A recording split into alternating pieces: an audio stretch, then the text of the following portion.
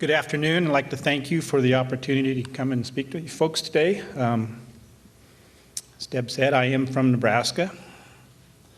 I'm currently the manager for Frenchman-Cambridge Irrigation District. We operate with a 3-person board in Republican River Basin. Little background information, the Irrigation District was established in 1947, and we're basically located on the Republican River downstream of Swanson Reservoir and just upstream of Harlan County Reservoir. Pretty big area when it comes to canal systems and those kind of things. We serve 45,669 acres. We have 4 canal systems and 150 miles of main canal and 150 miles of buried pipe lateral. We have natural flow permits with the state of Nebraska, and we have a granted water right for 512 cubic feet per second.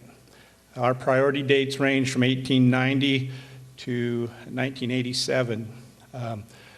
We also have storage use permits on all the acres, and those are actually in the name of the Bureau of Reclamation. And then we also have federal contracts with the Bureau of Reclamation for 143,000 acre feet of irrigation water out of 3 different reservoirs. A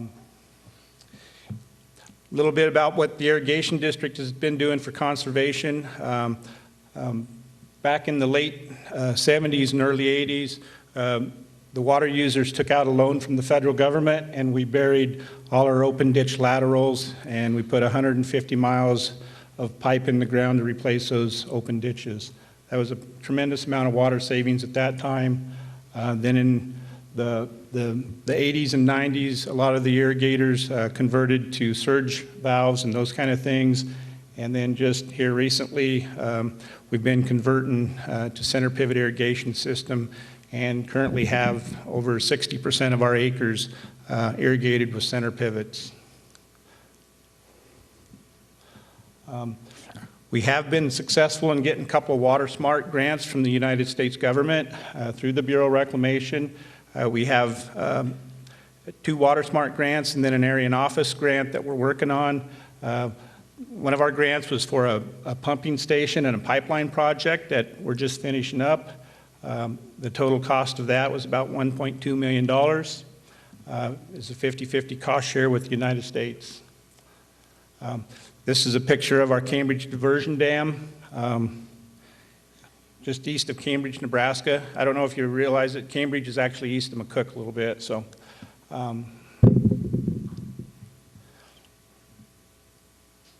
this is some construction we're starting to do on a pumping station on the south side of the river. I'm standing on the diversion works for the Cambridge Canal, which is on the north side of the river. Back in 2012, the good thing about the drought is it's pretty easy to work in the river when the river's actually dry. So, one positive, I guess. And this is actually the construction of a sump. Then this is the finished product. We have 3 pumps up here, intakes down here, and then this pipeline will go 2 miles south to the Bartley Canal and help supplement that canal. Our estimated water savings from this project is about 4,600 acre feet. This is water that we historically brought down from Swanson Reservoir, and we'd lose about 60% of that water in transit. So the idea now is to use water from Harry Strunk Reservoir, which is a lot closer and less transit loss, so we can retain that almost 5,000 acre feet up in Swanson Reservoir and use it on our other canal systems. Oops. Another Water Smart grant we got was for some canal automation. That was a $600,000 grant, we actually did some canal automation on the head gate, and then we also have a SCADA system that relays the information back to our office, and we can operate it all from our office. This is a head gate automation at the Cambridge Diversion Dam. One of our biggest water losses is when we actually order water from the reservoir and it starts arriving like at 3 in the morning. With this automation system, it'll sense the water showing up at our diversion dam and basically shepherded into the canal when it arrives, so we don't have to be on site to gather that water up. So over the course of the summer, it adds up to quite a bit of water that is spilled, until our folks get there at 7 in the morning. So, and then we also installed some canal automation on some of our check structures on the canal. The first 7 miles of the canal are automated, so when that water starts arriving in the canal, these automated gates will either shepherd it on down the canal or actually put it in storage until we can start deliveries of it that morning. And we've also got a Nebraska-Kansas area office grant to automate the pumping station and then part of the Bartley Canal, so that when we pump the water up into the canal, we don't have any water spilling out the end. So that'll be automated, so we're not pumping more water than what we actually need. So we haven't actually started on that grant, so that'll be coming up shortly. Talk a little bit about the rates our farmers pay for the Frenchman-Cambridge Irrigation District. In 2012, it was $33 an acre, and that was for 8 inches of water. Basically, during the last decade, that's about all the water that we would allocate to our farmers, with the hope that we could carry some over to the next irrigation season and make sure we had water supply going forward.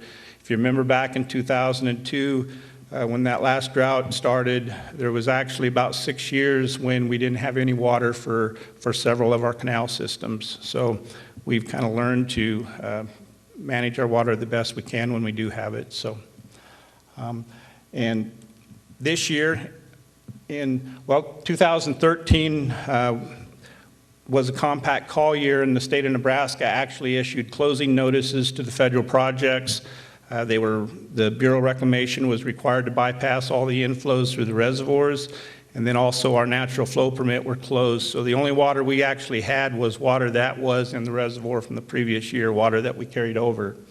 So we allocated that in 2013, and that ended up being 1.5 inches for the Meeker Driftwood Canal and 2 inches for the Cambridge Canal, and then the other 2 canals had a 0 allocation for 2012 or 2013, and then going forward in 2014, that's pretty much the same scenario for 2014. The compact calls is on again, and so we're looking at 1.5 inches on one canal, and then actually 2.5 inches on the Cambridge Canal. We charge our operators $10 an acre, whether they have water or not, and then the ones that are fortunate to have a little bit of water, it ends up being $49.50 an acre foot for that water. And kind of put that in perspective, you need about 600 acres of allocation to have enough water to put 12 inches on a center pivot system. That amounts to about $125 an acre foot for that pivot when you go to irrigate it. Pretty expensive water in our neck of the woods anyway. This is kind of a layout of the irrigation district. You can see Swanson Lake out here. This is the Meeker Driftwood system. We have almost 17,000 acres on that system. Hugh Butler Lake, which was actually drained a few years ago because of a deficiency they found with the dam. It's just now been repaired, and by the way, the irrigation district was responsible for 15% of those repairs, and I think the cost was about $25 million on that. So we signed another contract with the Bureau of Reclamation to pay for our 15%. This is Medicine Creek Dam or Harry Stunk Lake. These numbers is the amount of water we actually have in our irrigation pool on these 3 lakes. Swanson is the biggest lake, and we have contracted amounts for 91,000 acre feet from that reservoir. We have Red Willow Canal that takes from Hugh Butler, 4,600 acres. That's on the north side of the Republican River. And then we have the Bartley Canal, 6,000 acres.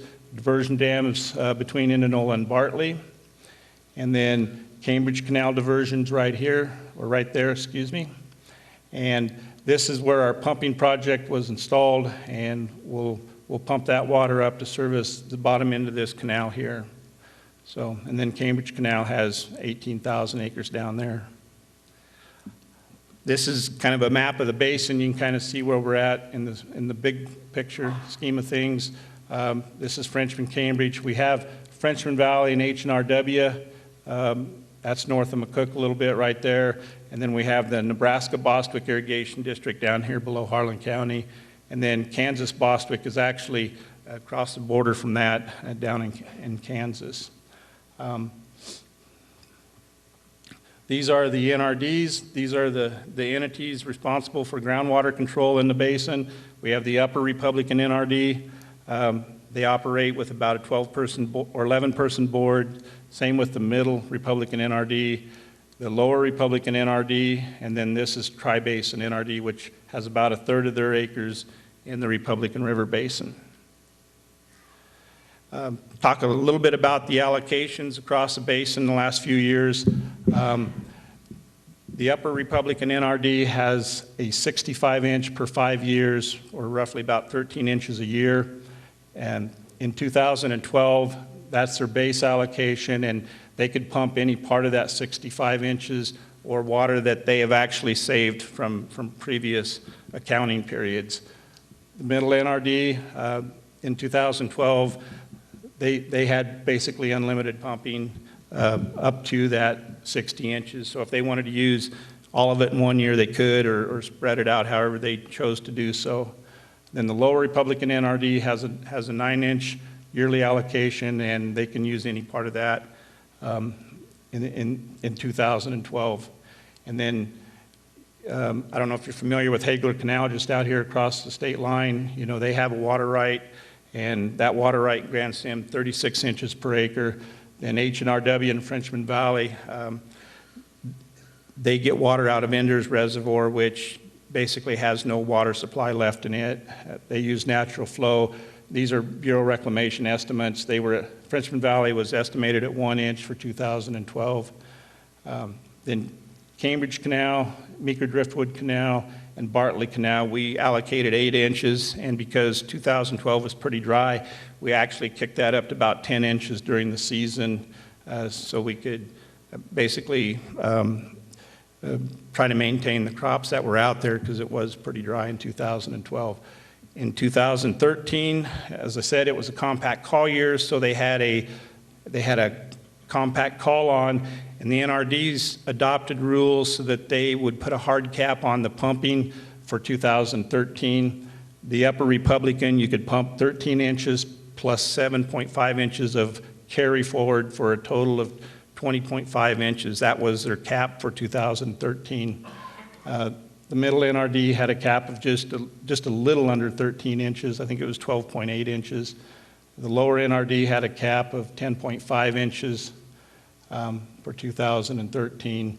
And then the water we used was the water we had in storage. So for the Cambridge system, that's where we get our 2 inches and 1.5, and then 0 for the other canals. And in the Bostwick Irrigation District, they had a little more water in storage, so they actually ended up with 7 inches of allocation in 2013.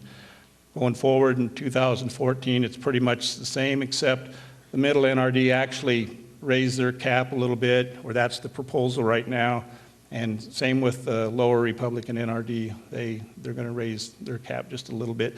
They actually they didn't have pooling before, and I think this year, if you pool, you get 10-inch allocation. If you don't pool, you get 11-inch allocation for the Lower Republican NRD. And then, yeah, that number should actually be 0 for the Bostwick. I think it's about a 1/2 inch, but they're not planning on delivering any water in 2014. We're going to try to deliver 2.5 inches, I guess, and then 1.5 on the Meeker. So hopefully we can stretch it out to be a little bit more than that, but it's not very much water to work with, so the season's pretty short anyway. This is what the state of Nebraska adopted. It gives them authority to shut off the federal projects. Basically, the compact call year will result in DNR issuing closing notices on all natural flow and all storage permits in the basin until they decide that they no longer need that compact call on in place, which last year it was December 23rd, so it didn't do us much good. They did have some water in our reservoirs that they were claiming, and they turned that back over to us. So that's the only reason we have any kind of a supply this year going forward. So, a little bit about Nebraska's compact numbers, and I got this off of the department's forecast for the last couple of years. In 2000, these are all provisional numbers. In 2012, the one-year balance, we were actually 13,900 acre-feet to the good. And then even with the compact call in place last year, we were 10,000 acre-feet in the hole. So if you take the two-year average there, we are in compliance based on that two-year average. And then the forecast for 2014, this forecast is what they justify shutting off the federal projects this year, and the numbers actually quite a bit worse than it was a year ago. So if you look at that two-year average, Nebraska's got a problem, and that's if they don't do any type of management activities. So the activities they're proposing is basically to shut off the surface water projects, and then they've also got 2 augmentation projects. So the other thing you need to remember about that is the compact hasn't approved these augmentation projects, so we'll have to pump twice that amount of water, and that water actually has to get to the state line in Kansas in order for Nebraska to benefit from it. So I know the one augmentation project, it's just now coming online, and it's about 150 miles upstream of Harlan County Lake, and I think they're planning on pumping about 50,000 acre-feet out of that. And then the one out here by Rock Creek, I think they're planning on pumping 20,000 acre-feet out of that. And then it's going to be pretty close yet to see if we're actually in compliance. So we've also done some other things. We've got CREP acres in the basin, about 40,000 acres. I think the thing that's different in Nebraska than what you did in Colorado are they're temporary retirement. So they were 10 to 15-year contracts. So in about 2020, most of those contracts will come back online, and those people will be allowed to start irrigating then if we don't provide more funds to them to permanently retire those acres. So it seemed like a long time when they took out these contracts, but it's approaching pretty fast right now. Then also there's some AWEP programs and EQIP programs where they've done a 4-year deal to retire acres and do dry land and those kind of things, but those are pretty minimal compared to the CREP acres anyway. So with that, I'll conclude, and I guess we're going to take questions later, I think. So thank you.